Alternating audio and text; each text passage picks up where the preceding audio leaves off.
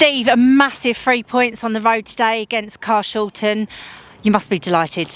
Yep, fantastic for the boys. Listen, they had a outfield player in goal, and you'll probably come on to that because they couldn't get a goalkeeper over the line or something like that. So to come off with a win, I didn't care what it was going to be like in terms of when I told them that Udo was in goal. To come off without 3 points, they would have been disappointed with it. We would have been disappointed with it because to have an outfield player in goal, I know it happens when people get sent off, but for 90 minutes and you don't win the game, then there's something wrong. The other team have got to play extremely well, or you've got to have bad finishing. And I felt we could have been 2 or 3 up at half time with the clear-cut chances we had. They're a fantastic footballing side. They really are. And they put a lot of pressure on us with the ball. We held a shape. Sometimes they got through us. Other times, especially at half time when we tweaked it a little bit, we made them go a bit more direct and we locked onto everyone. And to get the goal, it was fantastic for us. You know, that's 7 points out of 9. I've asked them to start turning draws into wins, and that today looked like it was going to peter out to a draw. And like I say, Rowan's got the goal. Great delivery, good header. But we could have had a couple more as well. And not denying the fact that they couldn't. Crosby's made an unbelievable tackle to stop their player tapping it in the net.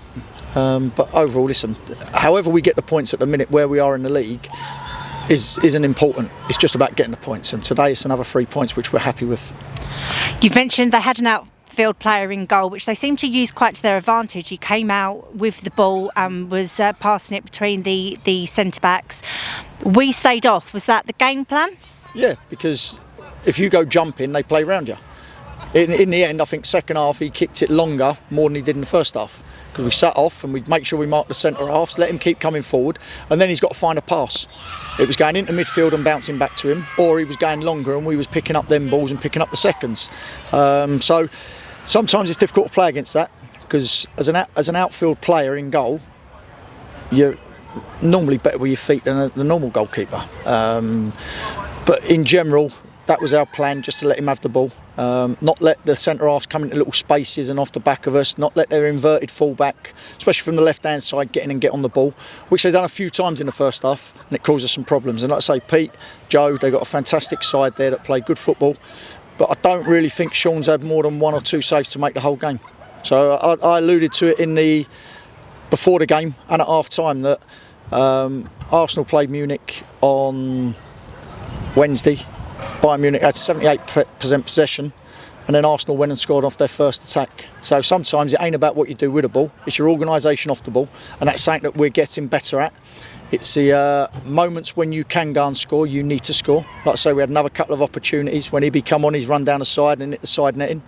But the be all and end all is just us getting points. Like I say, I haven't looked. I don't want to look at the minute about who's results behind us or in front of us. All I know is we've got 3 points, and if we keep picking up 3 points every week, or more than not, we'll be okay this season.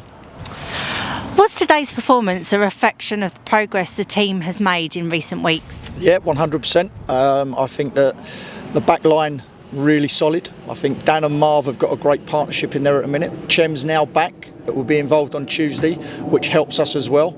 Clem's come back and he made a good second debut. Isaiah missed out the day he was on the bench, but missed out in terms of playing, but he's been fantastic. So now we've got 3 fullbacks that we've always had, 3 centre halves with Chem coming back, the wingers. Ola goes back after today, sort of thing, because he's done ever so well, and Horsham have watched his progress and want him back in their National South setup. Our job was to get him back into their faults and help us, and he's done that. Dan was out with a quad today. He had something else. Fumi come in as if he hadn't been missing. You know, Fumi's a fantastic player, and he done a defensive side for the team that people don't really recognise him for. But these boys are digging in, rolling up their sleeves, because they know the situation we're in.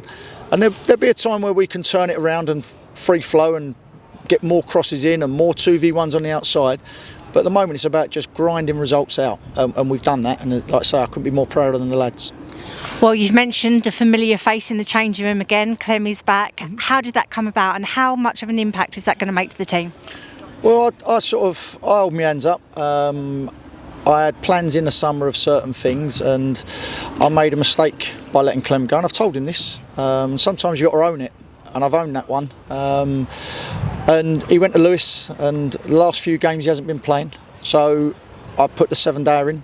And after the 7 days, spoke to Clem, agreed he wanted to come back. He spoke to their manager. Whatever conversation went on there, that's between them. I'm not going to dilute that. But he wanted to come back, and he's come back. And like today, I thought it looked like he'd never been away. You know what you're going to get with Clem. You know what you're going to get with all my players. Basically, they're going to get a big shift out of them. They got sprinkles of quality, and when they're composed and they play their football, they're very good. But to have him back's another bonus for us. And like I say, we've now got a back line, whether Chem's in, whether Isaiah's in, unfortunately Barney's out for the season, that I could rely on. And I know they want to defend, but I also know that when they go forward, they can cause problems. Well, we bounce into next week with a Tuesday game against QPR. It is a cup game. Are you going to set up the way you would in a league game, or is this the opportunity for the younger players to come in and the people who have been out injured? Yeah, people that have been out injured, so Denzel will feature at some point as well. People that haven't played many minutes, they'll play. It's a game I want to win, but the youngsters, I promise the youngsters that they're playing, they've done ever so well against Welling. Deserved their chance against a full-time outfit in QPR. Whether they play full games or come on for 20 minutes, half hour, whatever it is, they will be involved in the squad. And it's a game, like I say, we want to win, we want to progress, we want to try and keep this run going. But this is important for me now, rather than a league game back to back to back. It's important for me now to try and get people up to speed with ones that haven't been playing a lot. And once they can do that, then like I say, it's more food for thought for me and the staff, because everyone's chomping at the bit to play. I keep getting people asking me, why aren't I playing? Why am I out of the squad? Why haven't I even made the squad? That's because we've got an array of talent, and now they're starting to show it. By no means the work's done. You know, there's 7 points out of 9. That means nothing. It's 10 days in football. We've had 10 days in football before where we've lost game after game after game. So never too high, never too low. But at the moment, these boys, I've told them to enjoy it, because we've had a lot of down times this year. Now we've had a couple of ups. Let's enjoy that. But I know that they won't take their foot off the pedal, and they'll keep working hard to try and get this club out of the position we're in. Do you feel like this is a turning point for the side? No, because once you take your mind off it and you think you've cracked it, that's when it comes to bite you on the backside. And I won't allow that, the staff won't allow that, and these players at the minute that know that the situation we got ourselves in to start with wasn't good enough. And like I said, I take blame for it, for what I did in the summer. I've now looked at what I need. We've now addressed that, and we're now starting to pick up points. And they've worked hard every single game, but they're doing that extra yard now, what they were doing last year. And like I say, whether they start, whether they come on, it's fantastic for them. Well, it was a massive win today, Steve. Thank you for your time. Yeah, I'd just like to say also as well, it was put out, and Sonny Black obviously was one of the people that I let go on Monday. But this will go out, and it's true. For the time I've had him, he's been superb for me. Never let us down. Always popped up with special goals and stuff like that.